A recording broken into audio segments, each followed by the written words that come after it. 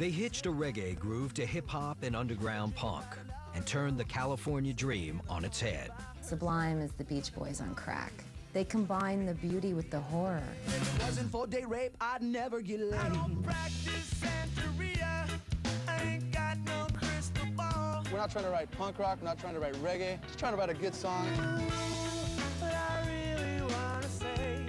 Led by a Long Beach rebel named Brad Knoll, Sublime did everything they could to sabotage their own success. Happy, are you sad? Wanna shoot your dad? I'll do anything I can the wrong way. They had that punk rock attitude. They didn't want to kiss anyone's butts. Show up late was a given. Show up drunk was a given. I'm so stoned. I smoked 2 joints before I smoked 2 joints, and then I smoked 2 more. They were rebels, and they were real rock and roll in that way. 1 step forward, 2 steps back is like the theme of the existence of Sublime. For Sublime's lead singer, self-destruction took the form of a heroin habit. He had a love affair with his music and the drugs combined. Heroin addiction's not like any other addiction, and he wasn't strong enough to fight it. Ultimately, it killed him. They said that Brad was dead.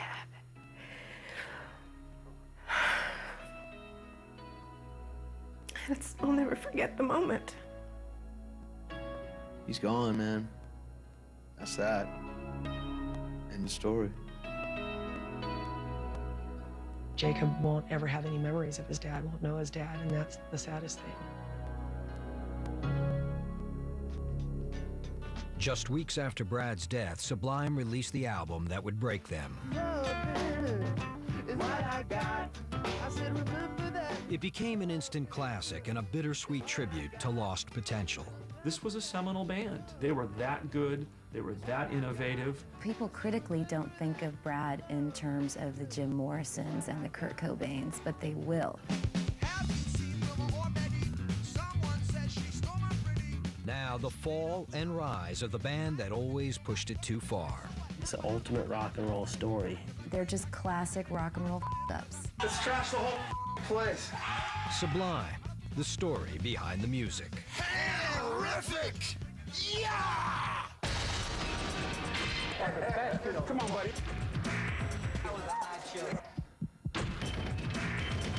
Thank you for that. Step on back.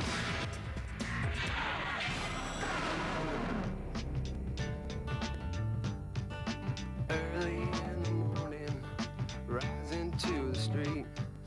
Light me up that cigarette, and I'll strap shoes on my feet. In the spring of 1996, Bradley Knoll was living the good life. I think he probably was happier than he'd ever been. He was just glowing. He was at a really good point then, like, just seemed healthy. He'd been surfing all the time. It was really good times. I got a Dalmatian that I could still get high. I can play the guitar like a motherfucking riot. Brad's band Sublime was set to release their major label debut, and they were on the verge of breaking big.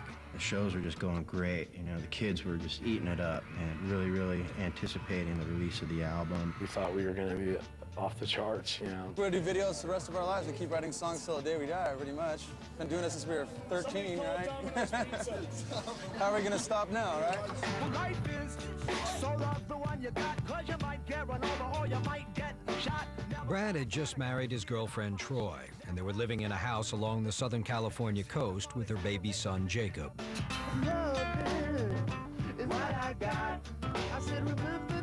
He was so open about his love. It just poured out of him. I mean, Jacob, he just could not love enough. He was ecstatic. I mean, he loved that boy, and he loved the fact that he was a dad. After 5 years of struggling through rehabs and relapses, it looked like Bradley had finally beaten his addiction to heroin. But as the band headed out on tour in May of 1996, old temptations returned.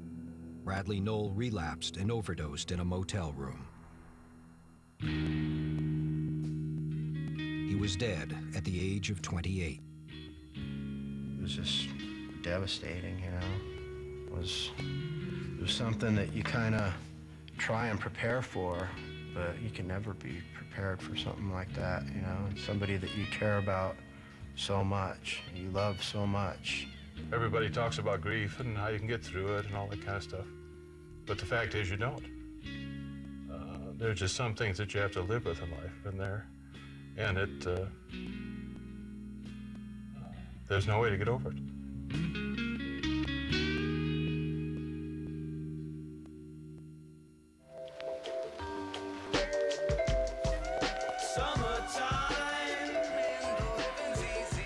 Bradley Knowles' life started out like the fabled California dream.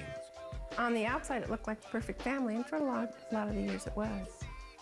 Brad and his sister Kelly grew up surfing and sailing on the beaches of suburban Orange County.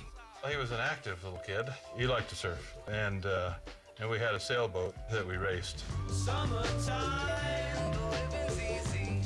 He was very emotional, very sensitive, very artistic, but he was needy.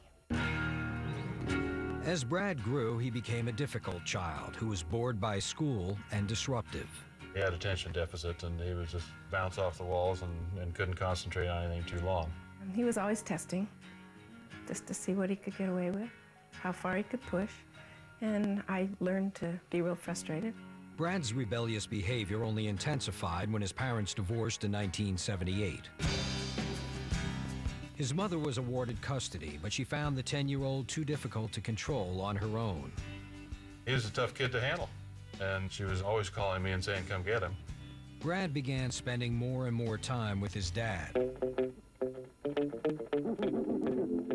And in the summer of '79, they solidified their bond with a sailing trip around the Virgin Islands. The father and son spent a month touring the bars and beaches of the Caribbean. That's where Brad got his first taste of reggae music.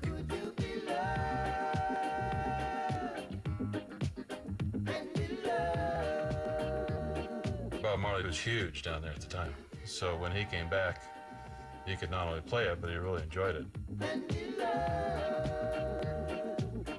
When Brad was 12, he moved in full-time with his dad in Long Beach and started focusing on music. He learned guitar and jammed with neighborhood kids all through his teens. We grew up on the alley living across from each other, and started playing music when we were about 12, I guess. In 1987, Brad formed a band with Eric Wilson on bass and Bud Gaw on drums.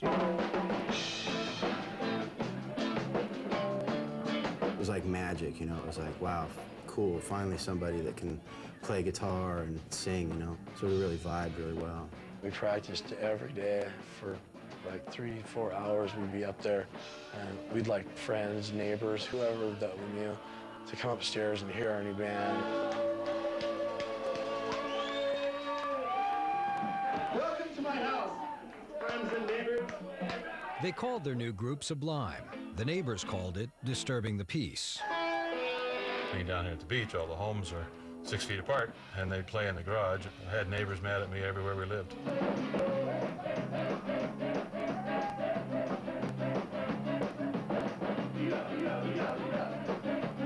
We would play anywhere, anytime, for anything, for any reason. You had to have Sublime play your party if A, you wanted it to be out of hand, B, you wanted a mass amount of people to come.